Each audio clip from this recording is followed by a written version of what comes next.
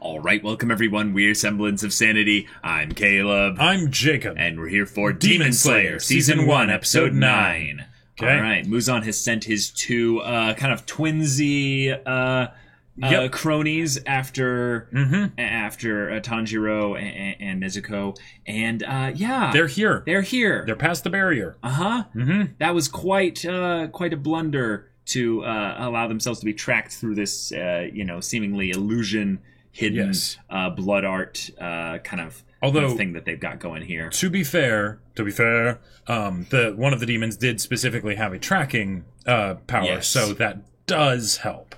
That is a bit that's a bit difficult to work around as well, and it's probably something that they would need in order to actually be able to deal with demon slayers who like Tanjiro, for instance, who could just smell out demons. Yep. The idea that you couldn't hide that well when they were in near vicinity from you. In this case, now they can do that too. They can do stuff like that too. Yep. So we are going to have to deal with Michael Jackson sending his demons after our sibling duo. But hey, it's a fight we got on our hands now. Indeed. And we've got demons and demon slayers working together here. On both sides. On Don't both sides. just include our best girl.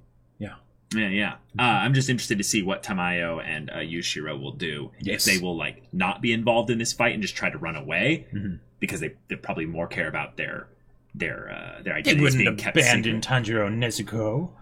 I don't know. I mean, hopefully not. Or maybe they're like, okay, we have to make sure that we kill them so that they don't pass any info back on to Muzan. Otherwise, I don't think Tamayo can probably handle Muzan if he's like, oh, you're helping Probably them? not. Yeah. That's not cool. So, it's fight time, y'all. So without further ado, let's get into it.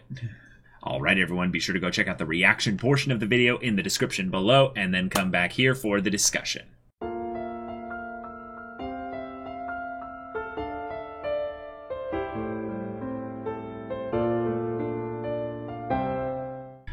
Okay. So we've got our two new demons here who are members of Muzan's Demon Moon. Yep, 12 demon moons. 12-member squad of some kind. And I thought that one eclipse was enough, but apparently we need more demon blood moons. So, okay, here we go. Yeah. But the fight is pretty intense, as only Ufotable can do vectors. Like whether it's like Gilgamesh and Fate, or whether it's like magic missiles from Castor and UBW, right. or in like Garden of Sinners. Like UBW knows how to do the vectors and make them terrifying, and do all the destroying particle effects and whatnot. I don't know how to do the lingo for all that stuff, but it just looks really cool. It looks so good. Yeah, oh man, they even had moments where they were showcasing really smoothly a pseudo kind of 3D effect to the trees, which were background painted. It seemed, but Nezuko being a 2D image jumping around through them and then shifting depth for the background images without making it look like that we were breaking the one-dimensional or two-dimensional aspect of that. It just looked really cool. Yeah. So this is just them flexing on us, showcasing how much effort they put into the visuals to be rather fantastic. But this is something that I feel like needs special attention to, is the sound effects and the actual sound design in this episode was rather cool as well. Like it was something that I think brought me into the episode more than the actual fight did. Was the actual sound effects and everything just happening. It just sounded wonderful. And then the animation visuals, of course, as well. But this is a thing that I am particularly trying to figure out my way to best say, is that I like the fights in this show. I have noticed that when they do the fights, they don't go for the just execution. They have to kind of teach us a little bit while they're doing the fights. Now, I understand why you do that, because you feel like you have to do it at some point. Right. Rather than having it be after or before the fight, where it's less intense, so you don't feel as engaged in listening to what they're saying. They're doing it in the middle. Or there was a lot of recap and a lot of little jumping around and things like that, where I'm like, okay, sure. Sure, that's fine. Now, to be fair, to be fair, they did introduce a lot of different things in this episode, and it, like, I felt like they did a pretty good job of keeping the explanations to a minimum of what the people would actually be thinking in their heads of, like, okay, yeah, she can use this ability, but wait, no, they'd be caught in the fire. Okay, all right, and then when Yushiro ran up and did his whole, like, you know, active camouflage, right, thing, it was like, okay, awesome, yes. Yeah, we didn't need any more explanations of that, right, because we got it, like, literally maybe, like, 50 seconds or 60 seconds before he ended up doing it. Yeah, we knew that he could hide stuff, you know, and there were certain aspects of that, and that's how they'd been able to stay hidden, you know. Yeah, there was an aspect of that where I was confused about also whether or not the two attacking demons could sense them at all, but then they were like, oh, one down, we got one, and I guess that there's an aspect of that where they're using the vectors in the house to change the attack pattern style so that they can't really dodge it necessarily or know what's going to happen. But they don't necessarily sense them as well enough that they're actually pointing the vectors towards where they actually need to dodge much at all, which felt like, oh, so are they actually hiding themselves from their presence, and that's why they were just doing it erratically? But like, I hope we'll hit something. Yeah, because it seemed like something where there was an aspect of, okay, they can't see inside the house, so it's sort of like we'll just blow the house away, right? You know, because it's effective, right? Yeah. And yet there were also points where they changed the vectors to try and hit them directly, they knew exactly where they were. Right, but then if that's the case, why weren't they throwing them at them in the constantly all the time? You know? Right. Yeah. So I felt a little confused there. Yeah. There were little things like that. But hey, it looked great and it sounded great. Oh yeah. And then once they left the house, that's where I felt like the fight got a lot more interesting. Yeah, because like there's only so much you can have of like, oh no, hold each other as you know things are getting destroyed. Right.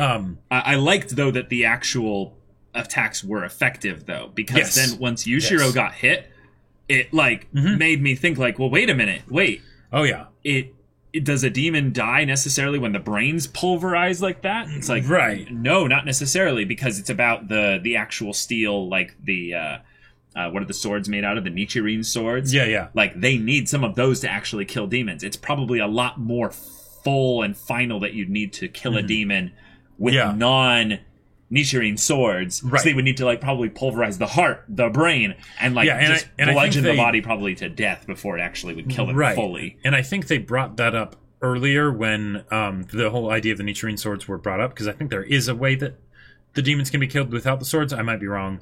I don't remember them bringing that up, so I'll have to go back and check at some point. Yeah, I could. I would assume there'd have to be a way, because you know, I'm sure demons fight each other all the time, and it's not like the demons are incapable of killing, you know, each other, without being, you know, some special way, like Muzan overloading one with too much blood or something like that. But okay, we've got these two. Apparently, given the little end funny goofy thing, they're not siblings. They might have just met each other, which I'm like, okay. I thought they were going to go for these are another siblings here. These are siblings, just like Tanjiro and Nezuko are, so that when it comes down to them actually killing them, you know, there will be a part of them wanting to protect each other. Sure. And it'll be like Tanjiro being like, oh, crap, I understand that desire to protect. Oh. Well, and thankfully Tanjiro doesn't actually want to kill them, although how he'll be able to extract blood without doing that will be a little bit complicated. It'll be literally dismembering one of them, holding one of them down while it's starting to regenerate, grabbing a serving spoon or something like that, and just like it seems like the kind of thing where they basically need to just be perpetually cutting off the limbs while someone else is like sticking a syringe in their neck or something, or like it's oh boy. But the mechanics of everything were really cool. I loved that Tanjiro gets he's like, all right, I'll take out the one that doesn't have a weapon. It'll be great. No, you have a melee weapon. They have telekinesis. Like, you're done. Right. Thankfully, it is limited in that it is an attack of telekinesis. Yes. So he doesn't have some kind of grip hold. Although that is something that I was a little bit curious about, is that sometimes it seems like he can make the arrows start anywhere, and then other times it seems like they have to come from him and then, like, hit Tanjiro, as opposed to, like, starting on the ground where Tanjiro is and then going somewhere. I think the main thing is that any arrow that's already out there can be changed in terms of its form. It doesn't dissolve or disappear. Okay. So the other way to look at it is that he sends out like 5 arrow vectors or what have you. He hits him with 2 of them, and 2 of them are, sending him towards to hit a wall there. The 3, 4, and 5 that didn't hit him are arcing back around to pick him up again once that force of that vector is delivered. So, like he said, the vectors, the arrows won't go away until each one hits him. So, and even then they can carry him. Even then they can carry him a good distance of time before the attack is finished, essentially. So, it seems more like he has a constant generation of these attacks, just in the same way as the other girl has. The girl has a certain number of arms and balls that she can throw. Well, right, but she can constantly generate the balls because they're not actual physical, real balls. Right. They are generated with the demon blood art and magic. One other thing I've got to say, and this is something that is maybe a bit particular for me. Okay. That I want to commend the show on, but bludgeoning damage. Yes, bludgeoning damage, because so often, so often in stories, if there was someone like this that has like I throw around these ball things and with vectors and all that stuff, right, and it smashes through the house and and all that stuff, and it's terrifying, right? I would be waiting for the time when the protagonist gets hit by them like a dozen times and they're just like, but there's no actual damage, right? Then they're just fine later, right? Whereas Nezuko goes up to kick one of them and takes her leg off. Her leg just goes off. It's like, no. Yushiro gets hit one with the head and he's a demon. Right. And he took his head off. Poof. Just gone. Pasted. Gone. Yeah. The only reason that Tanjiro is semi-okay is because he can actually like cut them so that he's not stopping the momentum fully, and they actually talked about that. Yeah. And then there's an explanation and a mechanic of how he can still have them be hitting him and have him have the it hurts but it doesn't really do damage, because he's specifically lessening the attack in a way that makes sense. Yeah. Which is great, because it's a way to basically add conflict and tension to the story. Even in the case of Nezuko, her leg gets taken off. How's that going to regenerate? Oh, okay, there's a medicine. All right, so we don't need to worry about that. But Tanjiro, if he gets hit by one of those, he's done. Yeah. He's done. He's got a crater in his chest, yeah. Right, and while we know he's going to be okay because he's the main character and everything, we don't know what kind of damage he can take in the meantime. Yep. That's a thing. We have I love that our Deku, Yushiro, when there had his moment of just like, you hurt Lady Tamayo, and then just absolutely goes nuts, and yet he's not actually doing any serious damage to her. But there was a point where he hit her with some kind of attack, and he did some kind of like stunning strike or something like that. Right, it seemed like he was doing some sort of like, I will lock out your key or something or other. Yeah. Yeah, he hit her somehow, and it did some kind of damage that... And then he did the point. Yeah, which was great. Right. Yeah, and then the whole Tamayo the Fugitive, which is exciting because she's important. And she's not just important in the aspect of that she's going to help Nezuko and Tanjiro, but she's a, like... Yeah, she's been able to make a demon on her own, like... Yeah. Even though it took a very long time. So she's very old, aka she's very important. But a lot of demons know about her as the one that got away. Yep. And if anyone ever got her, that's a big deal. Yep. So, all right, that's exciting. I wonder if they'll have to split up after this, no matter what, because now that Muzan is hunting Tanjiro, they may not. They might not afford to be able to go like this. Also, I loved the I loved the effects showing Nezuko with the How she sees them. how she sees the demons as family. Mhm. So it's like this. She's literally getting treated by her mom, Yep. and seeing Yushiro as her kid brother and stuff. And it's Mhm. like, oh, that's oh, Which is great because we need as much of this as possible. Uh-huh. Because since she can't talk. Nezuko doesn't actually talk, Yep. right? You need to double down, make sure that the character is as expressive and as understood as possible, given that She's not the going to regular be- means that everyone else has of being understood, they don't have access to. right. That's a big deal. That's a big deal. Yeah. So, yeah. Also, the creativity used in this fight by having the first real, I would say, real threat to Tanjiro in terms of like, I very seriously, I very much take these characters seriously because they came directly from the scariest person in the show thus far, Muzan. Yeah. And all the other characters thus far were genuine threats, I would say. But because there's other characters involved here that aren't our main two, Yeah. I really feel worried about what can happen here. Yep. Because while they could do some damage to Nezuko and Tanjiro, I'm not really that nervous about them. It's more like Yushiro. Like, they took his head off. They Now, took his granted, head off. It repaired. He's a demon. But Great. still. You know. Still. So, That's a thing that I think is really good. And then also the idea of having a blind character have an ability that makes kind of clever sense for, them being, actually physically blind, and yet they see through their eyes. Anime eye powers are always a cool thing, but then having it be through the hands, that's also a thing I think I've seen in other stories, at least as a visual thing. But then having I know it Pan's actually be Labyrinth did it. so effective like this. I just think it's really rather cool, rather than a. It makes it more of a puzzle fight than a power on power fight. right, and even things like Tanjiro having his arm, potentially about to get ripped off, and while the timing of it felt a bit like it was taking too long, as far as like when it wrapped around his arm and then him being able to running up to the tree so that he free spins around and it goes through the Vector's path without ripping off his arm. I thought that was great. And then him combining forms with which we have seen how they worked before. So eventually I think what they're bringing up here is that these are the forms in which he's learned from Urokodaki. But we, over the course of time, should be able to see the repetitions of how these forms are used, 1 through however many it was, and then also used in certain combinations and with other abilities in order to solve problems theoretically before the solution is introduced. Yes, so that way we can be like, is he going to do? Yeah, he is. Yeah.